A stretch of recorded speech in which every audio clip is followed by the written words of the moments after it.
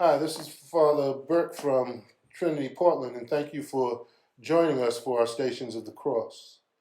The Stations of the Cross is one of those services or ceremonies that's not a part of any liturgical thing. It's not a part of the church proper, but it's something that began by the people, by the early Christians.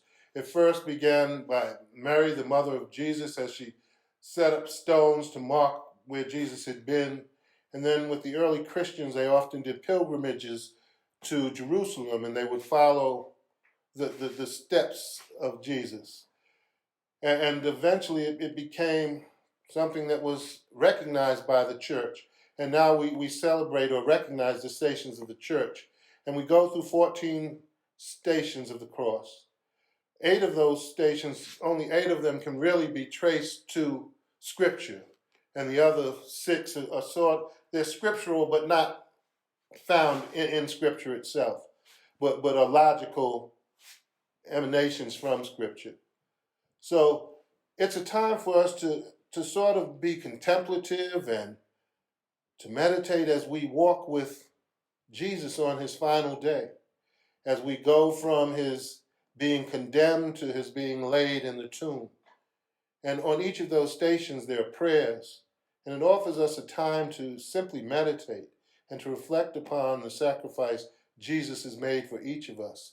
And in doing this, we look to this as a time for us not just to walk with Jesus, but as a reminder that Jesus is always walking with us, and that as we journey through life, Jesus is always a part of that journey.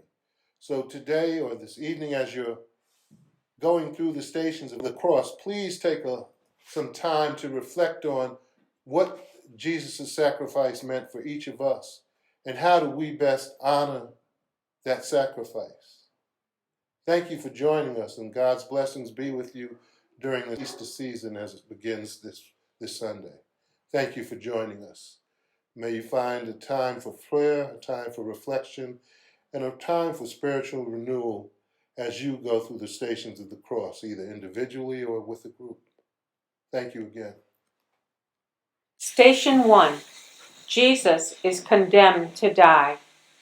Jesus was captured at night, taken away by soldiers, stripped of his garments, interrogated, tortured, crowned with sharp thorns, and now handed over to be condemned to death by Pontius Pilate, death on a cross.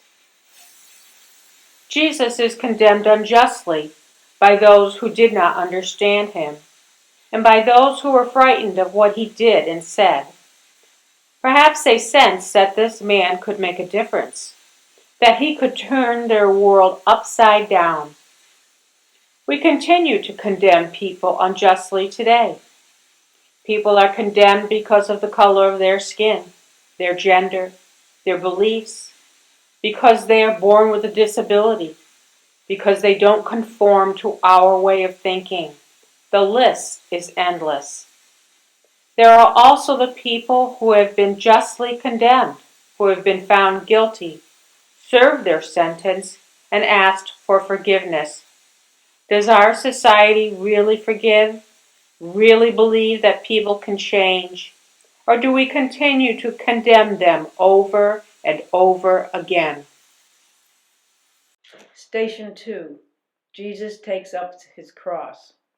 Jesus was led away carrying the cross by himself. A cross is not just a piece of wood. It is everything that makes life difficult. Jesus carried the crosses of his life without complaint, as a poor person and as an itinerant prophet. In the calm and courageous way, he put up with the threats of the Pharisees and the lack of understanding of his own disciples. In the way that he carried all the burdens of his life, but in particularly the way in which he carried this awful final burden. He transforms the cross from a symbol of condemnation into one of liberation. There are burdens that we all carry. Some are very obvious, and others we take great care to hide. There are the burdens of illness, pain, disability, of old age, dependency, and caring for someone who no longer knows who we are. There are the burdens of constant fear, of loneliness, and of isolation. The invitation of Jesus on the cross is to hand over these burdens to him. Station 3. Jesus falls for the first time. Jesus falls. Here, Jesus shows us that being heroic does not mean staying on one's feet at all costs. Being heroic means getting up again after falling and starting off on the road chosen. Human beings will never resign themselves to stay flat on the ground. Like Jesus, they will get up again, pick up their crosses, and keep on searching for a promised land of total liberation. Look at Jesus fall under his cross. He might have fallen into the gutter or be slouched into a doorway on Skid Row. He doesn't look much like God there, but he didn't look like God when he fell into the dirt on the way to Calvary either. The crowds look on him with disdain at this man whom they see as a sinner who has been condemned to death by the authorities. Like the crowd, we often have only condemnation and rejection for those we see as sinners. We judge them without knowing about their trials, scourging them and crowning them with thorns. Do we even suspect the part we might have played in knocking them down? What do we do to help them? Station 4. Jesus meets his mother. When Jesus and his mother meet, they just look at each other. Words cannot express how they feel. What he saw in his mother's eyes must have hurt him more than the raw pain of his wounds. This, for Jesus, is the most painful time of all. This is his bereavement. Jesus carries the heaviest burden of the loss of his family, the sundering of the earthly, loving relationship between mother and child. This was not of his making. The violence inflicted upon him etched into the very heart of his mother as she watched the agony of her son. We see Mary's pain in the mothers and fathers who watched their children giving up their life to drugs, addictions, and suicide, in the women and men who suffer violence and the ongoing threat of violence in their home from spouse and child. We see Mary's pain in the child coping with the breakdown of the parents' marriage, in the couple trying desperately to rebuild their relationship and family anew. Station 5. Simon helps Jesus. Simon the Cyrene, a stranger in the city, did not know Jesus. But that did not matter. What matters here is that in this moment of need, Simon was capable of lending his shoulders to one who had given out, of offering his strength to one who had nothing left, of taking on himself the cross which Jesus could no longer carry. Look at Jesus, who lies hidden and unknown beneath every person in need. Across our world, we see suffering in the faces of strangers, in the faces of those struggling for democracy in the Middle East and beyond, in the faces of those dealing with the loss of life and destruction of property. People we know of, but do not know, must live with the aftermath of the ravages and destructive forces of nature, coping with floods and drought, with the devastating effects of climate change. Station 6. Veronica wipes the face of Jesus. Veronica was so moved by the sight of Jesus' suffering that she courageously moved out from the crowd to wipe the blood and sweat from his face with a towel. She was rewarded when the image of his face was transferred to the towel. It is a suffering face, disfigured with wounds, yet this is the only image of himself that Jesus chose to leave with us. Today, the visible face of Christ, the Church, stands before us, still wounded and disfigured by its own sins of abuse of children and power, and creased with the wounds of hurt and betrayal. Bearing the scars of the Murphy and Ryan reports, the face of Christ calls us to look upon and heal the sin of our church. Station 7. Stretched to the breaking point by his awful scourging, bowed under the weight of the cross, worn out by the abandonment of all his friends, Jesus stumbles again. All around us, people are overburdened by the crosses they carry. They struggle and sometimes fall. There are those who have lost their jobs and feel that they have little hope of finding another. Those who live with the prospect of unemployment, and those who struggle to keep others in work. There are those who suffer because of failures in our financial, health, and political systems. Jesus is with each one of us, however we fall, and there he chooses to love and save us. Station 8. Jesus meets the women of Jerusalem. The women of Jerusalem wept for Jesus when they saw how Jesus suffered. Jesus recognized their distress. He broke his silence for the first time, spoke to them, and said, "Daughters of Jerusalem, do not weep for me. Weep for yourselves and for your children." Look at Jesus and listen to his message for us today. Weep for the children who are abused. Weep for the women who are victimized. Weep for men and women who suffer from the tyranny of today's body image that controls their lives and prevents them from feeling lovable. Weep for the young who cannot find a job or a way in life.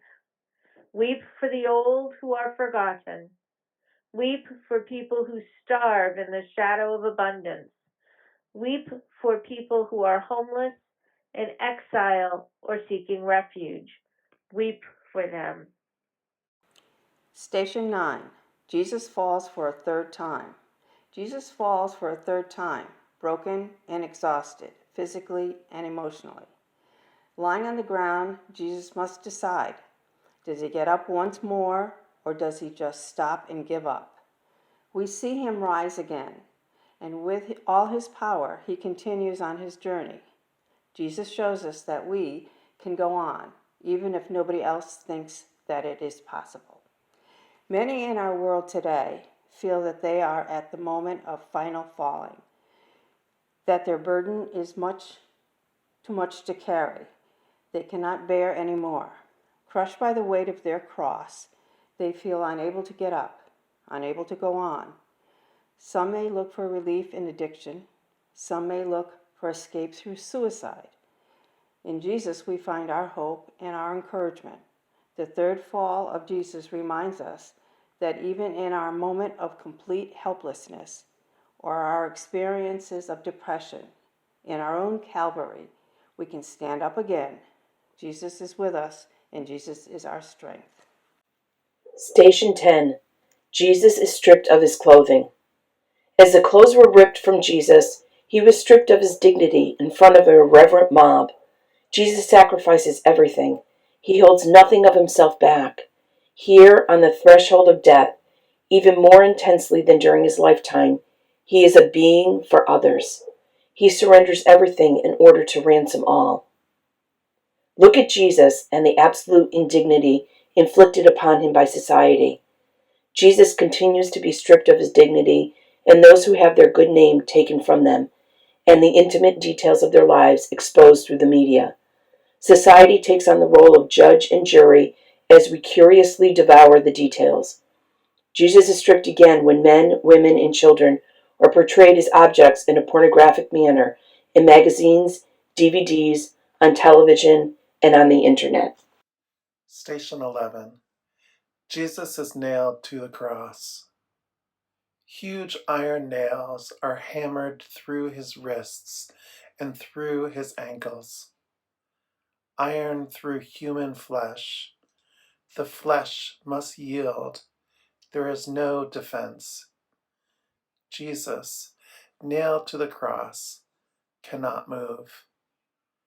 The hand that has wiped blindness from the eyes, the hand that opened the seal of deafness, the hand that touched a heart and cured a leopard, the hand that blessed children and those with a disability, the carpenter's hand, is joined to the wood again. As the cross is put in place, he hangs there between us and God, a blood-stained victim for love. Jesus continues to be crucified in the 10 children who died every minute of hunger in our world. He is crucified in all who are maimed, damaged, and displaced because of war. He is crucified in all who are marginalized in our society because of their race, sexuality, or gender. He is crucified in those who are abused physically, sexually, or emotionally. He is crucified in those who are trafficked across the world. He is crucified in the exploitation of the earth and its resources. Station 12. Jesus dies on the cross. As the life of Jesus ebbs away, his words are not of condemnation or of pity for himself, but of forgiveness. Father, forgive them, for they know not what they do. In the midst of his anguish and suffering, Jesus calls upon his Father to forgive those who are putting him to death.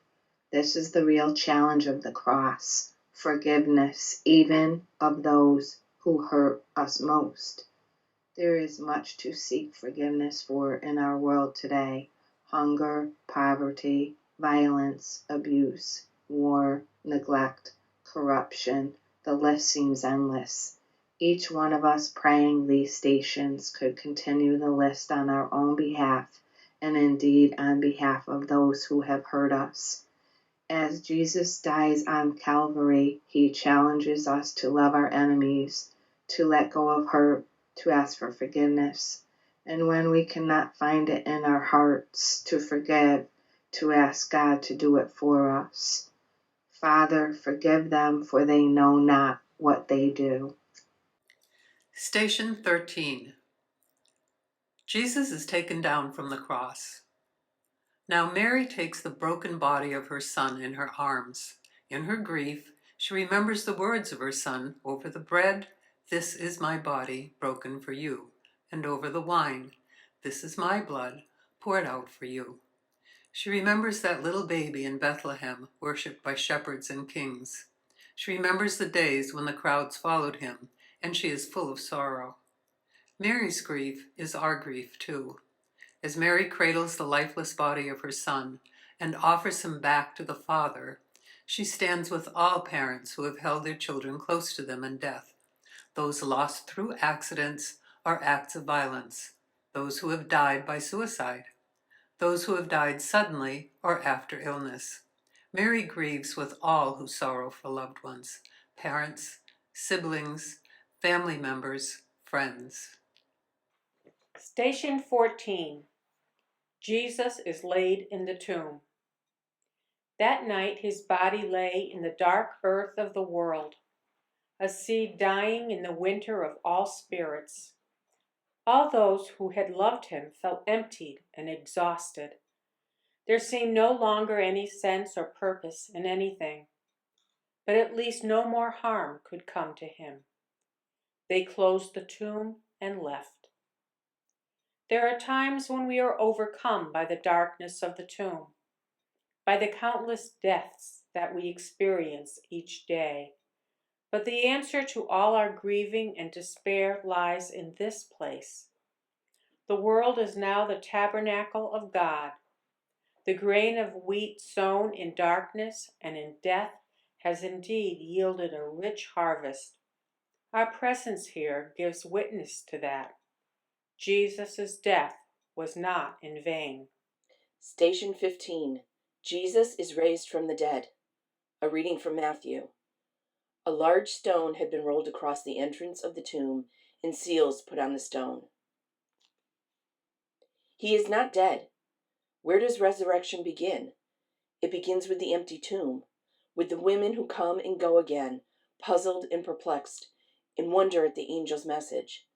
It continues with the men who race eagerly to the tomb to see for themselves. Jesus is not dead. He offers peace to the fearful disciples in the upper room and breaks the bread at the table in Emmaus. He is risen. All our crosses, all our pain, all our sin are healed, forgiven, and transformed. Christ is risen. Although his risen body bears the marks of his suffering, his pain is gone. Mourning turns into dancing, grief turns into joy, despair turns to hope, and fear turns to love. Hesitantly, at first, someone is saying, "He is risen. He is risen." Tell Peter, James, and John that I go before them to Galilee. The eternal dance of new life goes on and on and on. He will come again. Lord, give us eyes to see that a new creation is begun. A new earth and a new heaven are proclaimed, and a new beginning for humanity is announced in your Son's resurrection. May this new beginning begin in me and in each of us.